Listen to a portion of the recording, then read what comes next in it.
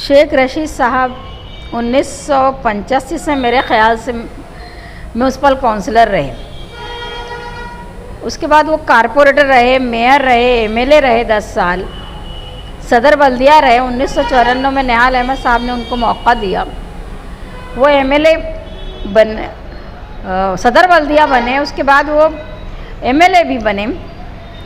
दरअसल मालेगांव शहर में निहाल अहमद साहब के बाद मेरे ख़ानदान ने जिस तरह ज़मीनी सतह पर बुलंद इक़बाल हो, शान या मुस्तकिम डिग्निटी हो, इन्होंने ज़मीनी सतह पर काम किया। हमने वही खूबी शेख रशीद साहब में देखी, जो बहुत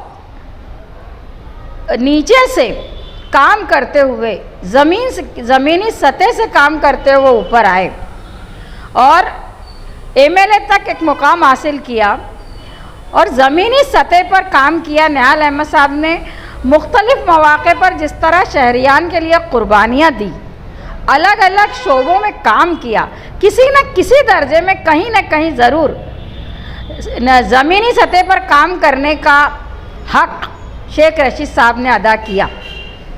और एक सबसे बड़ी खूबी जो उनके अंदर थी और जिसको हम मानते हैं और अमल करना पसंद करते हैं जिस पर, वह है इंसानी रिश्ते।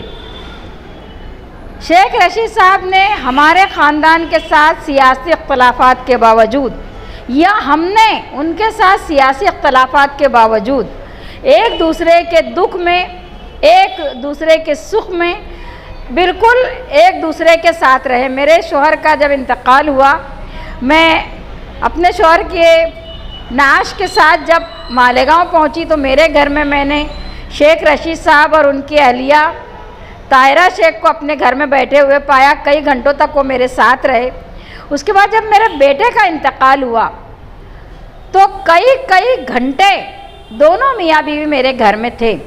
मेरे बेटे की शादी हो, बेटी की शादी हो या कोई और मौका दुख सुख का हो या सियासी एतबार से एक दूसरे से अगर बात करनी हो तो शेख रशीद साहब के दरवाज़े हमेशा खुले रहे और हमारे भी दरवाज़े उनके लिए खुले रहे।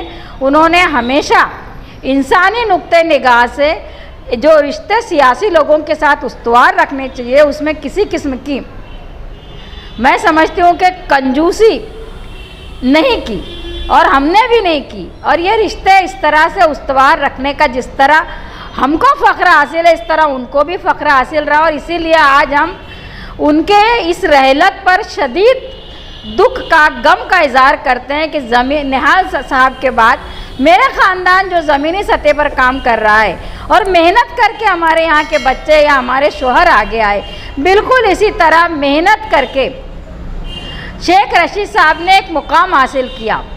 लोग सियासत में किसी न किसी वजह से ओहदे हासिल कर लेते हैं, वो इसलिए अपनी जिम्मेदारियां निभा नहीं पाते कि वो मेहनत नहीं करके आए हुए रहते हैं। उनको ओहदे मिल जाते हैं, जिम्मेदारियां मिल जाती है, लेकिन जिम्मेदारी निभाना ये उन्हें इसलिए नहीं आता कि उन्होंने कभी मेहनत ही नहीं किया हुआ था। आयता सब कुछ उनको मिल जाता है किसी न किसी ज़रिए से।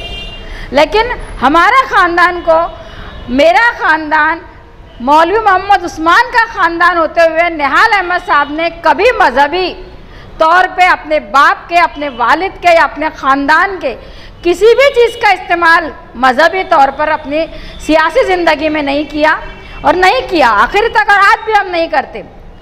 इसी तरह ये जो हम मेहनत करके निहाल साहब आ गया, इसी तरह मेहनत करके ज़मीनी सतह पर काम काज करने वाले एक आदमी को, एक ऐसे शख्स नहीं बल्कि एक शख्सियत को इस शहर ने खो दिया है, जो शहर का सबसे बड़ा नुकसान है।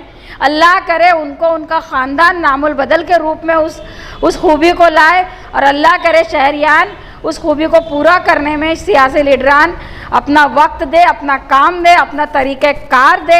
हमारे नज़रियात, हमारे ख़यालात, असर यानी विचारधारा एक दूसरे के बिल्कुल मुख्तलिफ रही, लेकिन काम काज करते वक्त जो ज़मीनी सतह से उन्होंने काम किया उसकी मैं सराहना करती हूँ, उसकी तारीफ़ करती हूँ और दुआ करती हूँ कि अल्लाह उनकी मग़फ़िरत करे, जन्नतुल फिरदौस में आला से आला मकाम अता करे और उनके ख़ानदान को मैं आज आसिफ शेख साहब से मिली, कई घंटे मेरी उनकी बातचीत हुई। वैसे भी जब भी कभी कोई मौका आता है तो हमारी उनकी मुलाकात होती रहती है। मैं उनकी शरीक हयात ताहिरा शेख रशीद, उनके तमाम भाई, तमाम रिश्तेदारान, तमाम बेटे, खुसूसन शेख आसिफ, इनके गम में बराबर के शरीक हूँ। आज हमने आंगनवाड़ी के प्रोग्राम में उनको ताज़ियती नशिस्त, दुआया कलमात पढ़े। टीएम हाई स्कूल की छुट्टी कर दी गई और टीएम हाई स्कूल में दुआ की गई, जमूर हाई स्कूल में उनके लिए दुआ की गई। हमारा रिश्ता सियासत से उठकर जिस तरह इंसानियत का उनका था, इस तरह इंसानियत का उनके साथ रहा।